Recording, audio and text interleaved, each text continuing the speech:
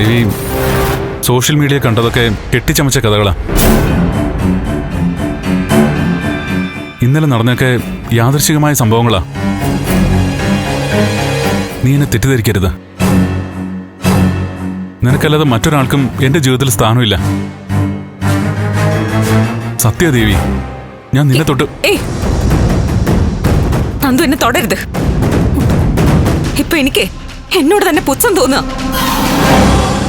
മറ്റൊരു പെണ്ണ് എന്റെ ഭർത്താവിന്റെ മേൽ അവകാശം സ്ഥാപിക്കുന്ന കണ്ടിട്ടും ഒന്നും ചെയ്യാൻ സാധിക്കാതെ നിൽക്കേണ്ടി വരിക. ആ പ്ലാന്റിന് അനുമതി കൊടുത്തതോടെ MLA എന്ന നിലയിൽ ഞാൻ പരാജയപ്പെട്ടു. ഇപ്പതാ ഭാര്യ എന്ന നിലയിൽ ഞാൻ തോറ്റു കഴിഞ്ഞു. ദേവി, ഇസബൽ എന്റെ ഒരു ഫ്രണ്ട് മാത്രമാ. എനിക്കുമില്ലേ നന്ദു കൂടെ പഠിച്ച പലരും ഫ്രണ്ട്സ് ആയിട്ട്? നന്ദുവിനെ പോലെ രാത്രി ഞാൻ അവരുടെ തോളി തൂങ്ങി ഇങ്ങോട്ട് വരട്ടെ? എന്റെ മനസ്സിൽ നീ മാത്രമേ ഉള്ളൂ, എന്റെ മനസ്സിൽ നീ മാത്രമേ ഉള്ളൂ എന്ന് ഒരു ഭർത്താവ് ഭാര്യയുടെ മുമ്പില് നിരന്തരം സത്യം ചെയ്യേണ്ടി വരാന്നുള്ളതേ ഭർത്താവിന്റെ അല്ല, ഒരു ഭാര്യയുടെ ഗതികേടാ.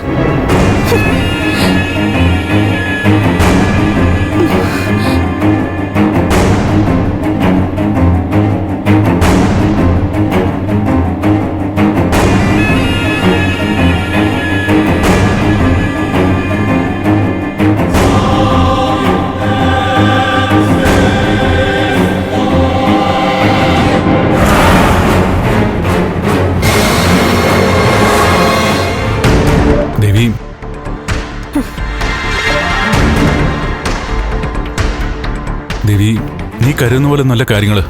നന്ദുവിന് ഇസബല്ല എങ്ങനെയാണെങ്കിലും ശരി, ഇസബല്ലയ്ക്ക് നന്ദു പലതുമാണ്. അവള് നന്ദുവിനെ പിടികൂടി കഴിഞ്ഞു. ഇനി നന്ദുവിനെയും കൊണ്ട് അവള് പോവും.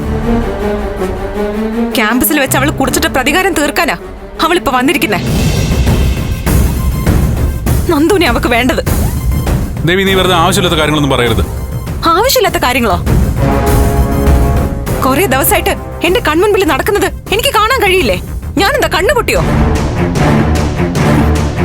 ആവശ്യമില്ലാത്ത കാര്യങ്ങൾ പോലും. ദേവി, ഇത്രയും സമയം ഞാൻ ക്ഷമിച്ചു. നീ കൂടുതൽ ഓവറാക്കല്ലേ? എന്റെ കൺട്രോൾ പോകുന്നു. നന്ദുന്റെ കൺട്രോൾ ഇപ്പൊ അവളുടെ കയ്യിലല്ലേ? അവൾ ഇവിടെ വരുമ്പോ അവള് ബെഡ്റൂമിലും ഞാൻ വരാന്തയിലും.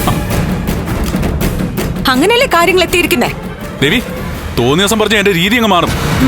മാറും, അതിപ്പോഴേ മാറിക്കഴിഞ്ഞു. പഴയ നന്ദുവാണോ ഇപ്പൊ? ഞാൻ എന്ത് മാറിയെന്ന് നീ പറയുന്നേ? ഇനി അത് ഞാൻ പറഞ്ഞു തരണോ?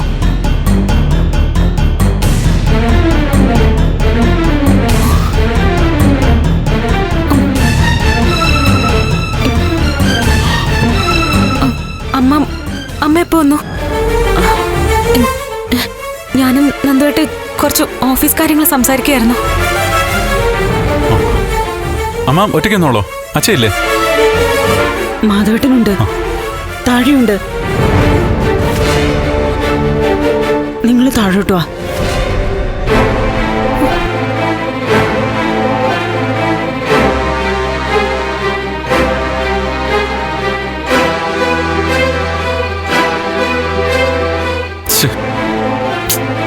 ഇവിടെന്തോ വഴക്കാണെന്ന് അമ്മയ്ക്ക് മനസ്സിലായി. നാട്ടുകാരെല്ലാം മനസ്സിലാക്കി കഴിഞ്ഞു. പിന്നെ അമ്മ അറിയാതിരിക്കോ?